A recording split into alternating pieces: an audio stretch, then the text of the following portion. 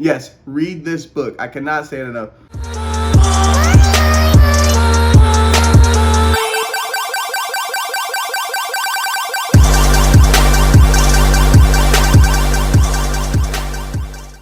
All right, so starting with number one, I have The Richest Man in Babylon. And personally, this is my favorite book, but maybe it may not be the best like business slash personal finance book, but it has some great elements about it, right? And so just to give a short synopsis of the book, I don't want to tell you too much because I want you to go and read it.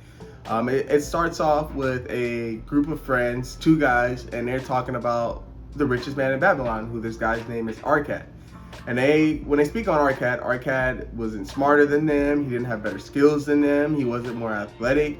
He was just a regular, normal guy. And somehow, by the time he reached his middle age to retirement years, he became one of the richest men in Babylon. And so then the story goes on to have Arcad talk about his 7 cures for a lean purse, talks about the rules of gold and how the laws of gold are like the laws of gravity, how they're unchanging and how no matter what situation you're in, you can always apply them, and those who can apply them can acquire a lot of gold. Number 2 on my list is Shoe Dogs. This book is about Phil Knight. It is a memoir. Phil Knight, if you don't know who he is, was the founder of Nike. Well, technically co-founder of Nike. He founded it with his coach, later became friend, but technically Phil Knight is the co-founder. But now we know him as a founder because he's the surviving person of the original 2 that started the company. Why I like this book, especially for entrepreneurs, it dabbles into spirituality, which is really big, especially when you're going into the personal finance realm. You start getting into what matters to you. Is it all about the money? Is it about growth as a person? Is it about the opportunities that you have with money? And what does money mean to you? If you ever thought about traveling the world and backpacking and stuff like that, it touches into all of the things that Phil Knight struggled with as he was coming up. Number 3 on my list is Hustle Harder, Hustle Smarter by Curtis Jackson. And for those who don't listen to rap or are not in that culture, Curtis Jackson's rap name, stage name is 50 Cent, right? And now you guys who went and Googled him are like, wow, why would I run and read a book by this guy named 50 Cent? But it was great. I loved everything about it. It kind of gets a little bit into the struggle that 50 Cent had and, his career and his family side and, dealing with what it feels like when you have money and you still have those people in your life who, may want some of that or feel like you should be making a bigger impact in their life, and maybe they're not appreciative of the things that you have done because they feel like you should probably be doing more for them. It really gets into that. It gets into, his personality split that you kind of have, right? And not to say that you need to be a psychopath to become a millionaire, but sometimes you got to be 50 Cent and sometimes you got to be Curtis Jackson, and understanding those situations and to be able to balance those things, the struggles and tribulations, the trials and tribulations that you may go through during that process. All right, so book number 4 is Rich Dad, Poor Dad. And yeah, I know some people may not like to hear me say that because they may have heard of this book or they may have already read it. And if you read it, honestly, read it again. I think this is the greatest book for young entrepreneurs. And some people may even call it the Entrepreneur Bible. It really puts you in that business growing entrepreneur personal finance mindset, right? So it doesn't even go into, oh, this is what you should do, this is what you shouldn't do, but it kind of breaks you away from those chains that you may have, those money mindsets that you may previously be holding on to from maybe your childhood, maybe you learned them in school. And Robert Kiyosaki kind of challenges those ideas, right? And so there's a lot of stuff that our parents may have taught us about money.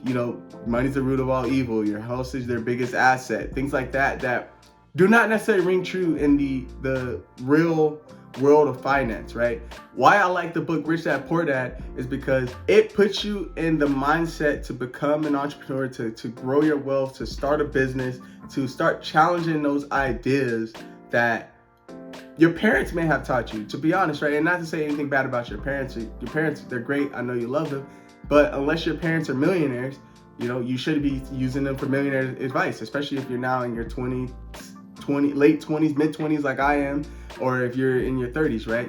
You're left the nest You know what I'm saying? You've flown and you've gone and expanded your wings. Now it's time to start formulating some of your own money ideas. In my opinion, it is a must read if you want to become an entrepreneur.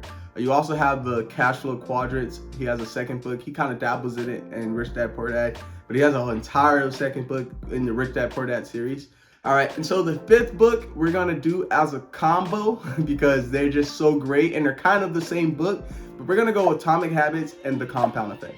The books literally are almost written almost identical, right?